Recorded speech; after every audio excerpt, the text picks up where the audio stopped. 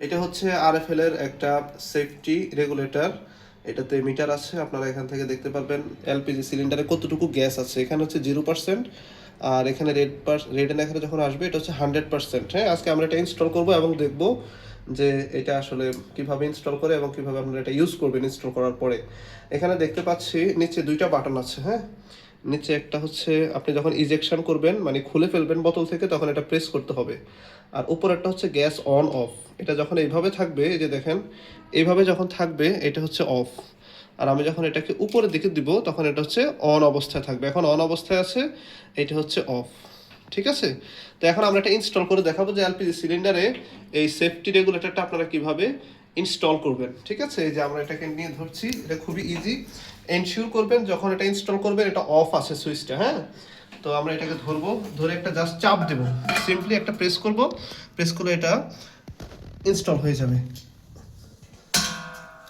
একটা আওয়াজ হবে, এটা ইনস্টল হয়ে গেছে, কিন্তু এখন গ্যাসটা অফ আছে।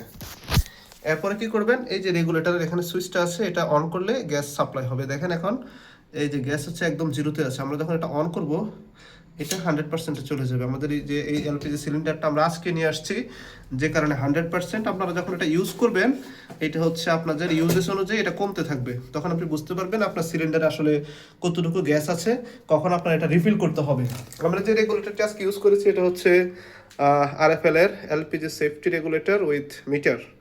সো আপনারা চাইলে এটা ইউজ করতে পারেন। এরপরে সিম্পলি চুলা অন করব, আমাদের গ্যাস চলে আসবে। এটা অন করে দেখাচ্ছি, এটা তো গ্যাস চলে আসছে।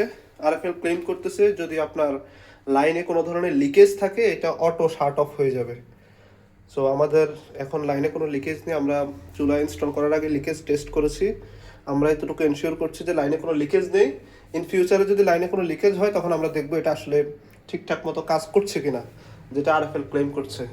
সো আপনারা যদি এই ধরনের সেফটি ডিভাইস ইউজ করে থাকেন অথবা কিনবেন ভাবতেছেন, আপনারা আমাদের এই ভিডিওটা দেখতে পারেন, লাইক কমেন্ট করে জানাবেন যে এটা আপনাদের জন্য হেল্পফুল কিনা। Thank you.